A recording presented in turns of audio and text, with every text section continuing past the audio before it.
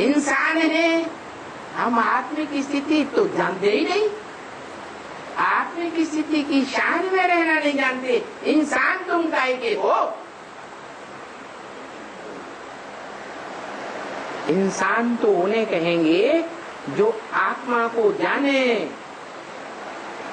आत्मा के रूप को पहचाने, आत्मा के कार्य को जाने, आत्मा की आत्मिक स्थिति की लेंथ को जाने संसार में, कि हमारी आत्मा इस शक्ति रूपी रंगमंच पर कितने लंबे समय तक पार्ट बजाने वाली है। ये सारी बातें जाने तो आत्मा का मनन चिंतन मंथन भी चले। मनन चिंतन नहीं चलता तो मनुष्य है या जानवर है? जानवर है। जानवरों की सदगति पहले होगी या मनन चिंतन मंथन करने वाले मनुष्यों की सदगति पहले होगी? किसकी सदगति पहले होगी? मनुष्यों की सदगति पहले। इस सृष्टि रूपी रंगमंच पर ये तो समझ में आता है कि हम सब पार्टधारी हैं, लेकिन ये समझ करके भी कि हम पार्टधारी तो हैं, लेकिन हमारी आत्मा का इस रंगमंच पर मुख्य प्यार क्या है?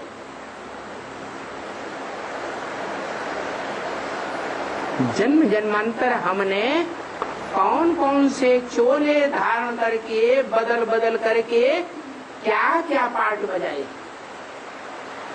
किस देश विशेष में पार्ट बजाए, किन किन आत्माओं के साथ हमने क्या क्या पार्ट बजाए, पार्टधारी आत्मा को पता ही नहीं। तो बाप कहते हैं वो पार्टधारी क्या है? बेवकूफ है। तो ब्राह्मणों को अहंकार छोड़ देना चाहिए। जो ब्राह्मण देह के धंधे में फंसे हुए हैं, देह की कामेंद्रिय का सुख लेने के लिए धंधे में फंसे हुए हैं, कामोपभोग परमा गीता में भी आया। ऐसे तामसी मनुष्यों का ये इंटेंशन है जिंदगी का, क्या इस जिंदगी में जितना काम भोग भोग लो, बस वही सब कुछ है। और ऐसे लोगों का फाउंडेशन डालना कौन से युग में होता है? तो देखना है आंखें खोल करके।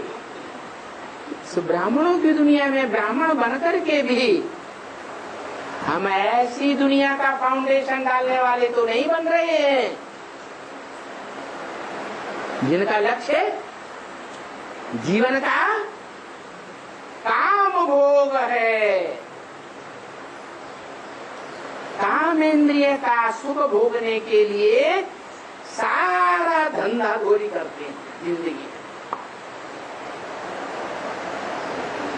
ईश्वर की प्रॉपर्टी लेने का, ईश्वर जो निराकारी आत्माओं का निराकारी बाप है, उस निराकारी बाप की निराकारी संपत्ति जो दुनिया की सबसे प्रबल और सबसे मुख्य पवित्र संपत्ति है, वो वर्षा लेने का प्रयास ही नहीं करते। इसलिए बोला इस दुनिया में सब अनराइटियस,